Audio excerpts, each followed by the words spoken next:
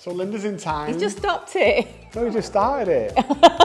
Do that again, guys. I mean, skills. So what else? What else have we done while you've been here? We've laid out the besides master, interrupt me. We've laid out the master bedroom. We've finalised it. I was about to give dips to the roof, guys.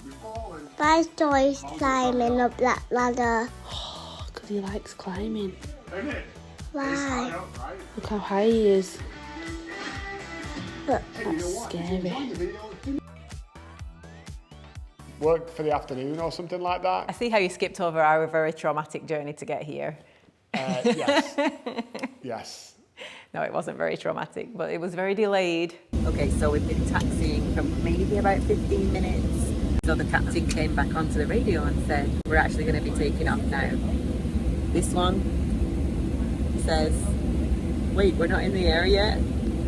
Yeah. That's what video games will do to you, children. No, We were supposed to arrive early on Thursday morning, and it was like more like, what, 5 or 6 o'clock by the time we got here, thanks to a delayed flight. what's the update? Life sucks. Well, we're supposed to land in 20 minutes and we've not even taken off yet. But on a good note, they gave us snacks and water. Ladies and gentlemen, you want the good news first or the bad news? Bad news. It's a long weekend. This aircraft, due to maintenance, is going out of service. That's the bad news. Everybody has to come off. That's good news. This flight is now scheduled out at 2:10 departure, 2:10. But On the plane, off the plane. nobody wants to get on a broken On the plane, plane. so we is not complaining. Yeah. Complaining. Is that like We a... is not complaining. No, but plane. Complaining. Anyhow, while she's been here, we've managed to get most of the roof covered in the paper. And actually, as we're filming here, which is Monday afternoon, you're going to fly back tomorrow morning. Yes. The guys are literally putting the final touches. And when we finish, I'm about to get the drone and go fly. And we will have a black roof of waterproof paper, and it will be ready for shingles. So that should be fun in the next few days. Yes, it's exciting. It's been fun to watch. They don't seem to get scared up there, is all I was going to say. Dude, they just like swing around these ropes like Tarzan, you know? It's like one rope. I'm sure they should have two. What if one breaks? So we finalised the layout for the bathroom. Oh, yes. And the bedroom. Yes. And the closet. Yes. And the hallway leading to the master wing. So the whole master side of the house is pretty much laid out and being framed right now as we film. So that's been good. What else have we done? Well, you let me in on some secrets, I did let you in on some secrets. but we should probably keep those secrets. Yes. I was originally trying to surprise Linda with as much of the house as possible.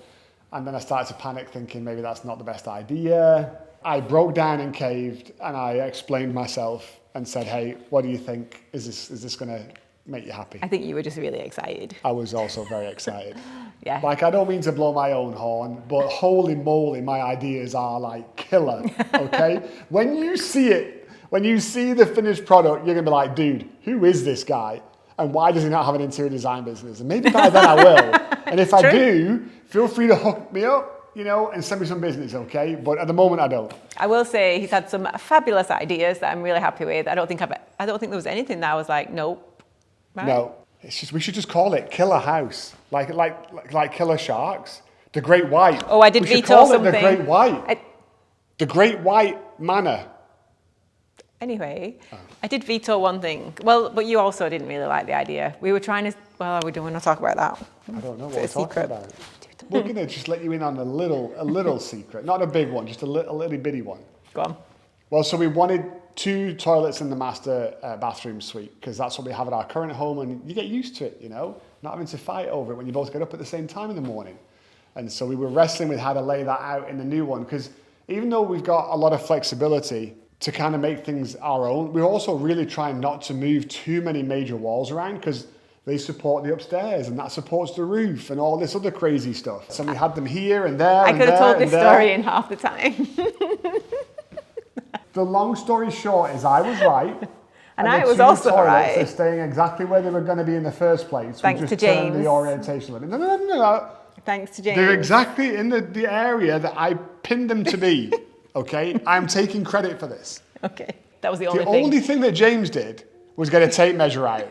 Apparently my feet are slightly longer than 12 inches. So I didn't think we had enough length because I pasted it out with my feet.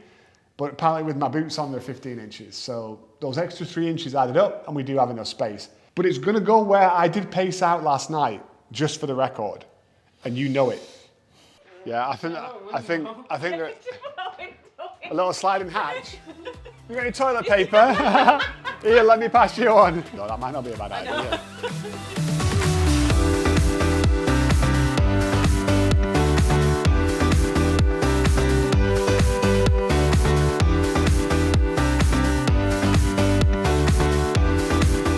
As we've been going through this construction project, one of the things I've tried really hard to do is protect my limestone at the front of the house as much as possible. Haven't really been very successful at that. There were already some damaged stones before we even arrived, and then moving around that massive lull, you know, all these things going up and down, forklift trucks, whatever else. We've definitely taken some damage to the front edges, but I'm still trying to protect it because even deep scratches and things will spoil those flags and I won't be able to reuse them. So this isn't the first time that I've put some boards down, but I grabbed Zach while he was here and we thought we'd just try and cover it again. How does it feel to do some work, Zach? What? I do a lot of work. I know.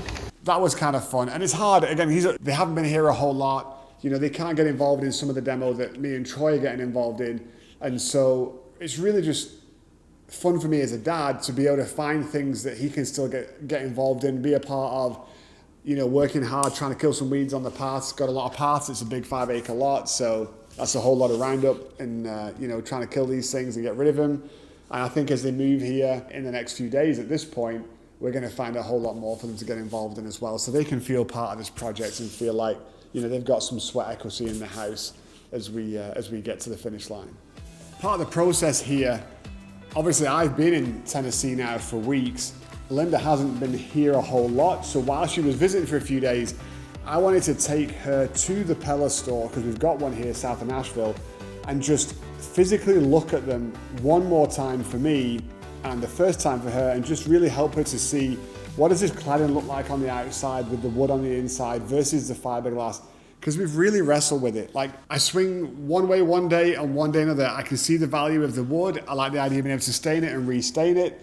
But then I can see the value of the durability of the fiberglass, of the windows being so much stronger and harder and less seal breaks and all that kind of stuff because of the way they're manufactured. So we had a little bit of fun in there, and I think it was helpful for Linda as well, just to be able to see and visualize those things in person, get to touch, get to feel and all that kind of good stuff before we finalized and decided which way we were going to go. And I'm not going to tell you which way we went until the windows arrive. So I'm going to leave you on a little cliffhanger there. Why not? Dude, I've been trying to find a GoPro all day long. I knew I'd put it somewhere last week. It's now Monday and I haven't been able to find it. We only have 2 of them. We rotate them out constantly. I'm out here flying the drone. It's like 5:30 at night. And then I walk up to this column here. Dude, it's literally been sat there for like 3 or 4 days. Rain, shine, all of it, and it hasn't moved. At least I found it. We had some pretty awesome comments last week. Thank you to everybody for letting us know. Megan Stamper, Cincinnati, Ohio. Ryan Rowell, North Dakota. Royal Garden, New Zealand. Bert Brenscheisen, Kansas, North Carolina. Angie out in Springfield. David Muhldorf, east of Munich in Germany. Dion in Memphis, Tennessee. Yasser in Nova Scotia, Canada. Leslie watching from Malaysia. John Hopkins, Amsterdam, the Netherlands. Dude, it just keeps going. Artsy in Finland. Doris in Minneapolis. Erin in Louisiana. I knew that we had folks watching from all around the world, I guess, because we see the analytics in YouTube, but I don't think I realized just how many folks were watching from around the world, because it doesn't really tell us quite that level of detail. It's pretty humbling. So I appreciate you hanging out with us. I appreciate you joining us on the journey. I hope we're doing a good job for you, and we keep it exciting. But anywho, let's get back to business for this week. When you go through this process, if you're trying to reshape windows, you've really got to think about the whole house in its entirety. So, you know, here, the right side was burned down. We didn't want to put 3 windows back that were arched. We knew we wanted rectangles. We knew we wanted big picture frame glass. And so 3 didn't make sense for the dimensions we wanted. We ended up going with 4. So now on the left side, we've got to knock all that brick down, and we've got to reframe for 4 windows there. But all this is going to be done before you order the windows, and the windows have a long lead time. So It sounds crazy, but you measure, you remeasure the guy's frame, you measure again. The window guys come out and measure, then you double check their measurements, and then they come out for a final measure. And it's just been crazy to get to a point where you feel comfortable. I'm about to write a check for the most amount of money I am going to spend on any single piece of this house project. One of the biggest checks I've ever written in my entire life, just on the window package. Like, this is a 6-figure window package here.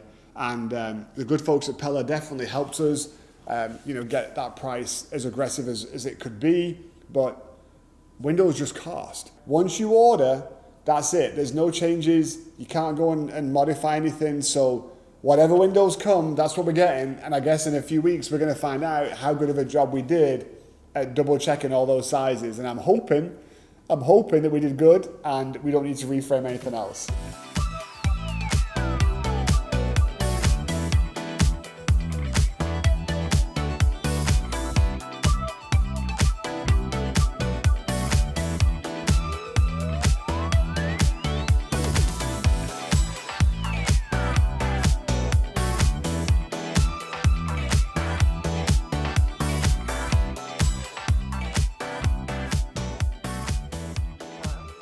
Hi Katie, this is Mike and Linda with the Shingles Shenanigans roof giveaway. How are you tonight?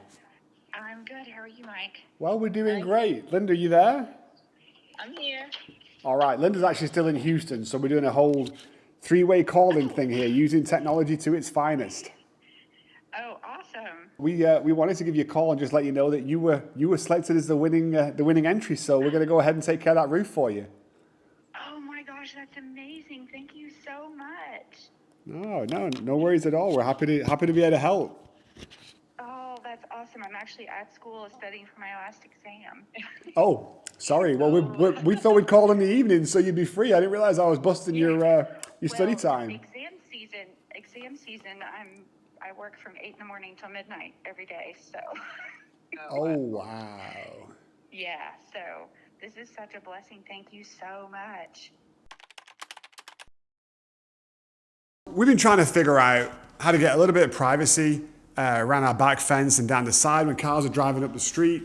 For the guest house, the road's kind of right in front, and so the headlights shine into the windows. We set up a little bit high, so whatever we do isn't going to be fixed immediately because we decided to go tree shopping, Troy and I. Okay, so we're researching trees. We're at Bates Nursery and Garden Centre, and I want to get me some privacy at the back fence, and I need at least probably 20-25 feet, so I need to find some big trees, and I don't know what's big or what's going to grow fast. Let's hope they can help. And it turns out if you want to buy trees that are like 9, 10, 12 feet tall, they cost a whole lot of money, and I've got a whole lot of fence, and a whole lot of fence and a whole lot of money together sounds really expensive for Uncle Mikey. So we didn't go that route. We decided we'd find something a little bit smaller, and we were trying to figure out here in Tennessee, what do people buy that grows bushy nice and quick, that gets some height within a few years and will do the job for us. And so it took us a few weeks to figure this out.